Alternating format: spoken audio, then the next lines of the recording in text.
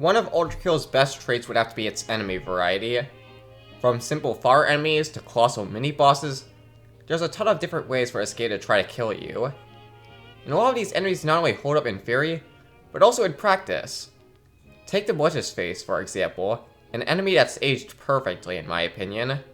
Simple moveset, an interesting property and explosive immunity, and lots of different interactions with the level geometry, the other enemies, and the rest of the sandbox. However, not every enemy is created equal.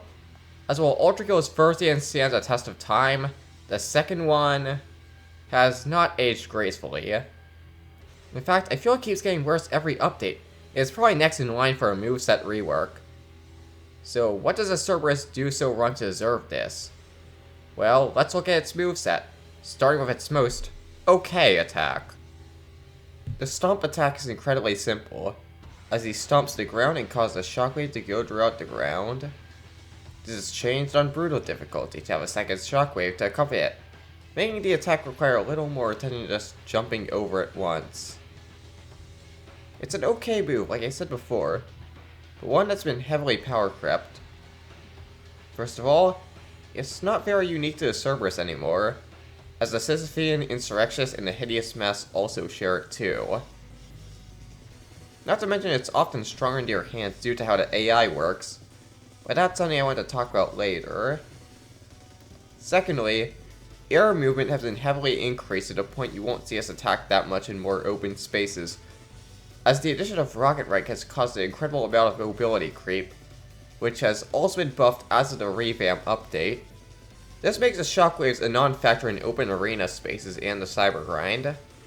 However, this is something Akita himself has probably taken note of, as usually Cerberus is found in very cramped spaces, which isn't a perfect solution as we'll get to later. Alright, that's the shockwaves done. Now let's move on to his second attack, which is his orb throw. Again, another straightforward attack. The Cerberus winds up for a bit and throws an explosive orb at you.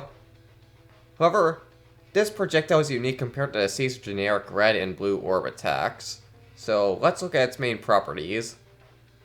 First of all, it's explosive, meaning it has a bit of splash damage. This is a more interesting part of the kit, as you can potentially kill Cerberus off landing a single hit if you trick it to hitting itself enough times. It also leans to the effective range of closed spaces, as splash damage would be much more effective there. The second property is how fast the orb is, as Cerberus' projectile ranks in one of the fastest in the game, only lagging behind the Sword Machine's throw and the Hideous Mass's stinger, as we're not counting main bosses. This makes the orb harder to parry due to the stricter timing, but the problem here is that parrying this fast projectile isn't all too rewarding. Going back to the faster projectiles, if you parry the sword throw, the Sword Machine is dead to the rights, as he's put to 1 HP no matter how much health he had before, and he's also stunned. The Hideous Mass doesn't have as much of a punishment for getting parried, but still gets stunned and takes immense damage. This also applies to other tricky projectiles to parry, as the Sisyphean Insurrectionist takes high damage and still gets stunned for getting parried, and sending a Helmor back to a Hideous Mass that it fired will insta-kill it on weak points. But even if you go out of your way to try to parry Cerberus' projectiles, sometimes the orb will just go past you because its tracking is weird. And if you by some miracle parry that fast orb attack, not only do you not get anything special, but it does less damage if you parry the regular red orb.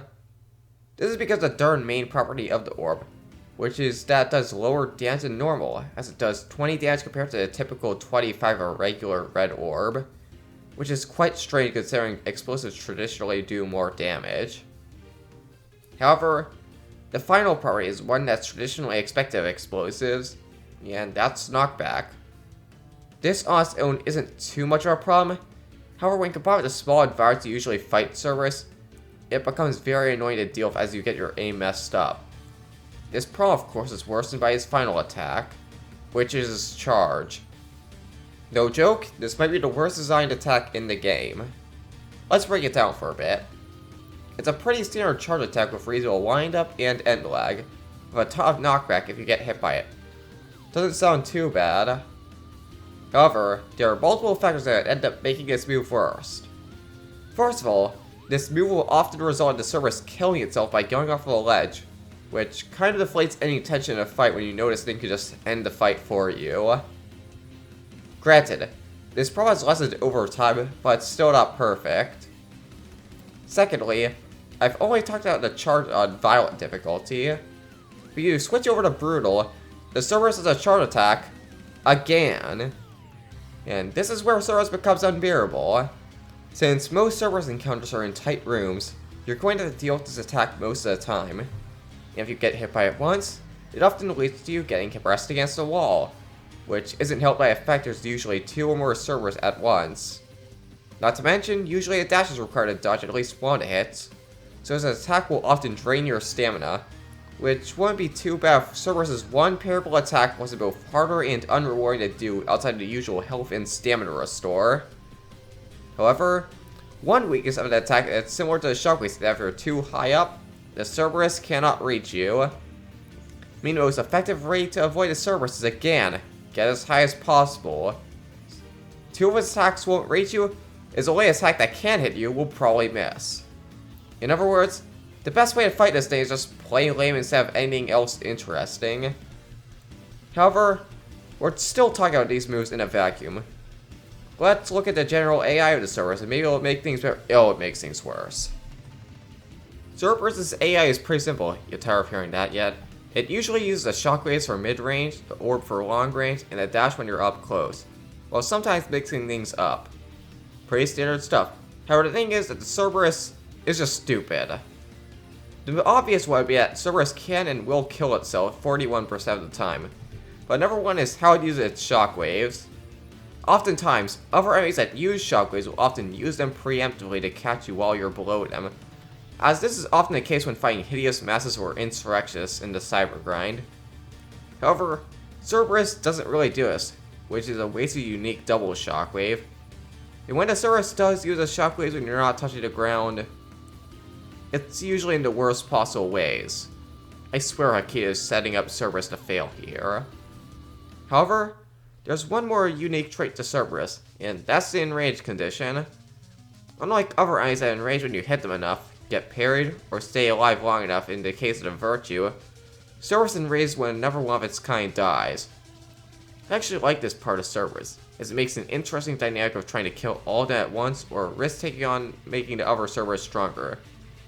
That being said, it also leads to an obnoxious trend on how Cerberus fights are designed, which that there is never Cerberus around. And when you combine that with the usual close encounter that Cerberus thrives in, you get the Weezer Room, which is double the first time you encounter it, but eventually it gets old seeing it more, as you find there's only so many ways to integrate a Cerberus. If you put Cerberus in a more open room, it becomes a non-factor most of the time, but if you make the ceiling super low, then you're just getting pinballed most of the time, thanks to extra Cerberuses and the enraged condition. Additionally, Cerberus in areas where there's pit hazards just don't work, as it often results in the Cerberus just straight up killing itself. However, this turnaround in certain arenas may also be how the Cerberus was initially designed, which was as a boss for Prelude. It's interesting to look at 0-5 now after all the changes Ultrakill has gone through, that more people probably associate Cerberus as an enemy than a boss. So, what made Cerberus like it was? Well, for one, a main difference between Cerberus the enemy and Cerberus the boss is the health pool. As while the enemy has a decent health pool, the boss battle is pretty tanky, especially if you fight with only weapons you get in the Prelude. However, to compensate, the second Cerberus only shows up halfway through the fight, and at half health to boot. The second notable part about this fight is that once again, it's pretty enclosed. This works well for the Cerberus' effective range. That is, on violent difficulty, which the fight was initially made for. On brutal difficulty, it is clear from day one that this fight was not designed around a Cerberus dashing twice, as he had to add a cooldown to make the fight bearable. The fight's now okay, but I'm still not a fan of the double dash, especially as it continues to cause problems. Take the final encounter of E-0, which is my least favorite room in the entire game. It's the same as a Cerberus boss fight from before, but now both enemies are radiant. This was a massive prod release, as the cooldown between dashes was basically non-existent. You end up getting shoved into a corner repeatedly, making the fight feel incredibly unfair, as you would burn through stamina with no reliable way to get back. Thankfully, this ended up getting patched by Hakita nerfing how Radiance interacts with Cerberus, making it now barely faster. I still don't really like this, because 1, now Radiance ends up making Cerberus feel more like a bullet sponge than a threat, and 2, the double Cerberus fight is still incredibly bad because of how little the strategy is optimal. The strategy in question is repeatedly using nail guns and conductor for damage, and screwdriver and chainsaw to heal, all while hugging the ceiling, because every other strategy is basically unviable. Precision weapons are out of the question due to you getting pinballed around. Explosives are also a no-go because of how cramped the room is. You can't get at shotgun range long enough to deal good damage, meaning we're stuck with nails, the screwdriver, and the chainsaw by process of elimination. And that's my biggest problem with the Cerberus. They're just lame to fight. This is going to be tricky to explain, because technically any enemy in Ultrakill could be fought in a lame way. However, some are more or less optimal to fight in a cool way. Take the Hideous Mask, for example. You can technically just chip away at this thing if you want to, but you could also parry both his skewer and his mortars for massive damage. Alternatively, you can set up a bunch of rockets in advance and shoot him at his tail to take him down in one burst. Or, you can fire a screwdriver at his tail and dump a bunch of nails into it before punching out the screwdriver to finish the jump and potentially getting a jump start proc. Or, you can use the electric rail cannon with some coins to potentially one-shot this abomination. I could go on, but you get the idea. You have a lot of options for taking this thing down, and none are really a correct answer. Meanwhile, with the Cerberus, there's just one objectively correct way to fight this thing, and that's with the cannonball. You hit with the dunk combo and he gets one shot. That's it. It's the most resource effective way to kill him, and it's basically instant if optimized. Granted, you're not always going to have the cannonball, in which other options to kill a Cerberus can be viable. But another thing is how the Cerberus actively encourages staying away from it, as a charge will actively mess up your aim and movement, while its one attack you can parry is the long range one.